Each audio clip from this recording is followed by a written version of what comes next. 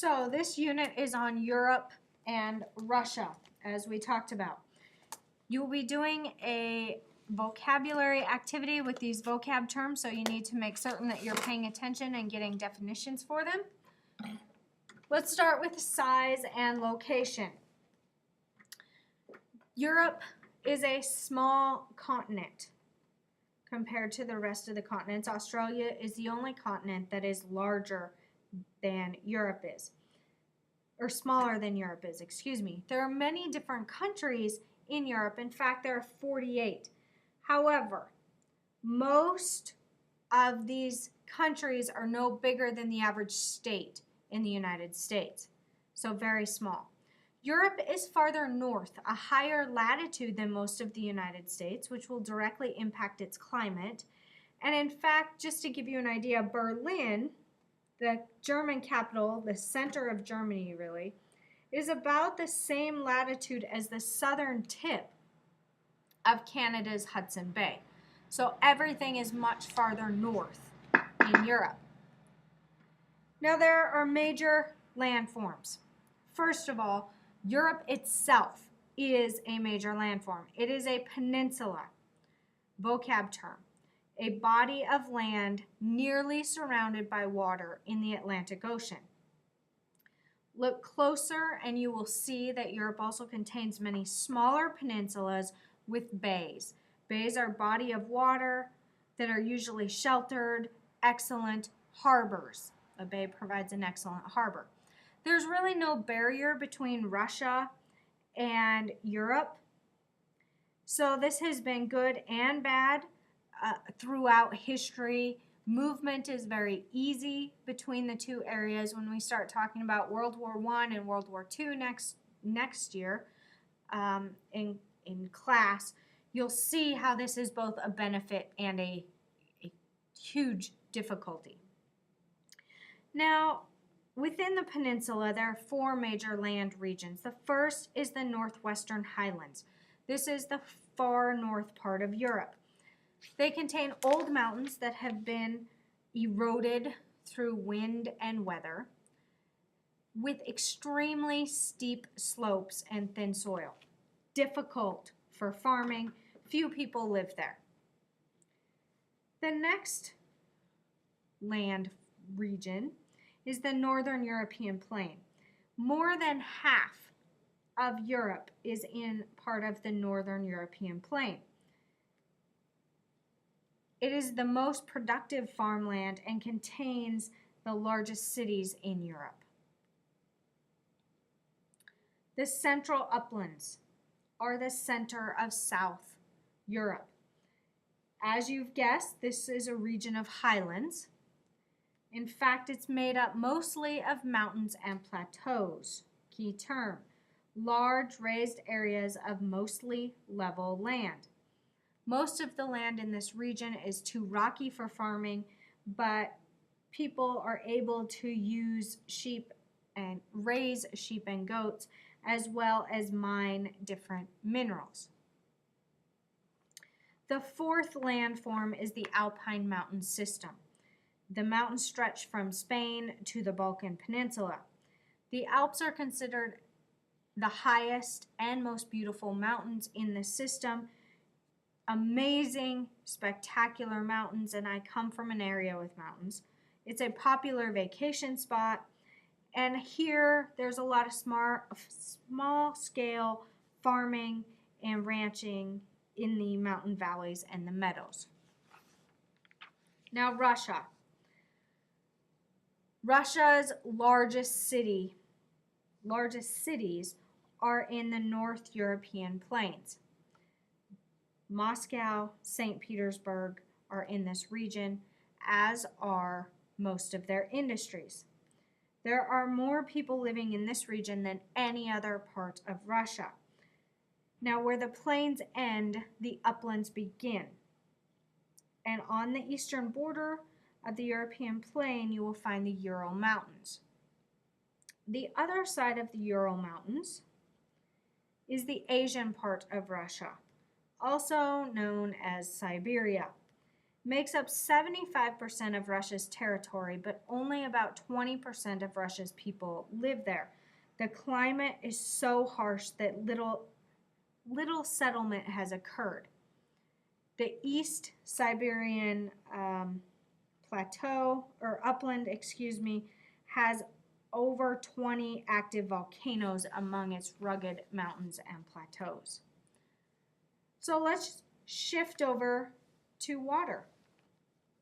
The highlands of Europe and Russia are the major source for important rivers. The first one is the Rhine River. The Rhine River, winding through forests and plains, makes a journey of about 865 miles from Switzerland to the Netherlands and to the North Sea.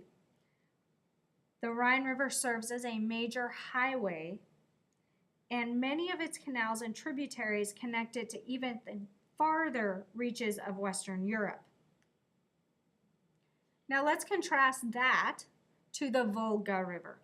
The Volga River is in Russia. It's Europe's longest river, 2,193 miles, connecting the Arctic Ocean and the Baltic Sea.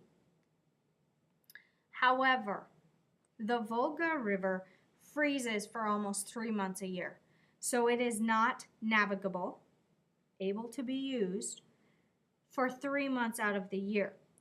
So this is a great challenge for those wanting to use the Volga River. It cannot be a major highway, major water source, trade route. Let's move into climate of Russia, of Russia and Europe. Now, the ocean greatly impacts the weather and the climate. As you can see, areas, much of Europe, if it's near an ocean or sea, they seem to have a fairly mild weather year-round. Areas that are far from the ocean have extreme weather. Now, part of this is due to the Gulf Stream. The Gulf Stream carries warm water from the tropical waters of the Gulf of Mexico into northwestern Europe. It also provides wind. The wind and the water together bring mild weather to northwestern Europe. Winds tend to pick up ocean water and drop the rain to produce a wet climate. If you think about it, London is farther north than any city in the continental United States, but it has a milder weather. That is partially due to this Gulf Stream and the North Atlantic current. The mountains also impact the weather. In areas west of the mountains, they receive heavy rainfall. Great Britain, France, Germany, Norway. But as the wind goes up the mountains, they cool and drop off the moisture and take the moisture from the clouds. So on the other side of the mountain, on the east side, you have a rain shadow. It's a dry, sheltered side of a mountain that receives little rainfall. Now, vegetation is impacted by climate, weather, moisture, all of that sort of things. So let's talk about the forests and grasslands of Europe.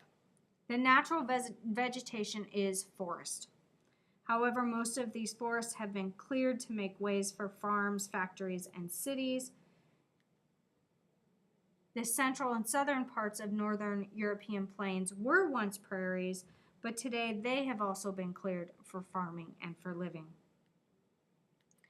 When we look at Russia, Russia has 3 distinct vegetation zones. The tundra, which is a treeless plain where grasses and mosses are allowed to grow. Here, winters last up to 9 months, and the ground is in permafrost. So permafrost, when the topsoil thaws, huge growth spurts occur. Russia also has the largest forest in the world, called the taiga. It covers more than 4 million square miles forest. The Russian grasslands are called steppes. The soil of this region is fertile, black, and good for farming, and very similar to the Great Plains of the United States. Natural resources. Western Europe. First,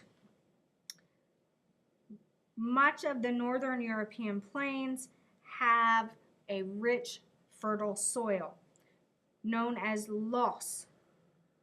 This soil, combined with plenty of rainfall and a long growing season, enables European farmers to produce abundant crops. Water. Much of Western Europeans' water is another important resource. They, in addition to using it for the natural things, they also produce hydroelectric power. Many countries in Europe have good locations for the development of hydroelectric power. For instance, Norway gets almost all of its electricity from hydroelectric power. Fossil fuels are also abundant throughout Europe: coal, oil, natural gas, and iron. Eastern Europe. If you shift your attention, you will notice that natural resources, in particular coal, is abundant. Coal deposits are particularly found in Ukraine and Silesia. Farming occurs in particular in the Ukraine. Resources in Russia, they have a ton of resources. The difficulty is we can't get to them. They cannot be easily accessible due to the climate, due to the navigable or non-navigable rivers, so it's very difficult to get Russia's resources. Those that can be found easily include oil, coal, and iron, as well as timber, forestry products. So you will be completing this vocabulary activity. I have emailed this separately to you so that you can have all of the information without having to replay the video. So this is to be emailed to me by 11/12.